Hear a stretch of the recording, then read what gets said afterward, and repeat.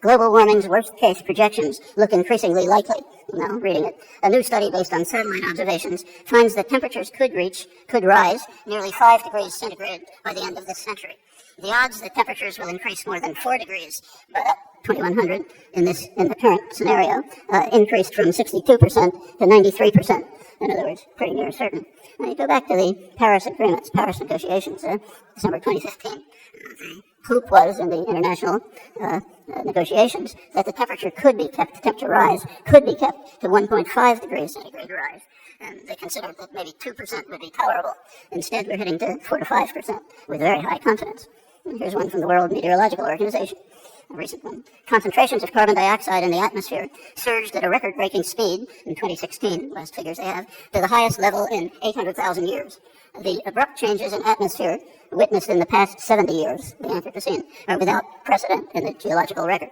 Globally, average concentrations of CO2 reached over 400 parts per million, up from just 400 parts per million in 2015, which has been considered the upper tolerable limit, so we're now beyond it. The concentrations of CO2 are now 150% above the pre-industrial level. The rapidly increasing atmospheric levels of CO2 and other greenhouse gases have the potential to initiate unprecedented changes in climate systems, leading to severe ecological and economic destruction.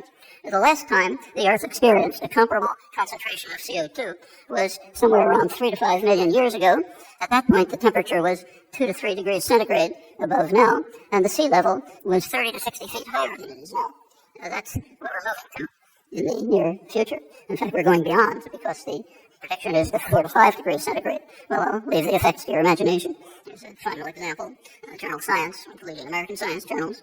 Even slightly warmer temperatures, less than anticipated in coming years, could start melting permafrost, which in turn threatens to trigger the release of huge amounts of greenhouse gases trapped in ice. There's twice as much carbon in permafrost as in the atmosphere.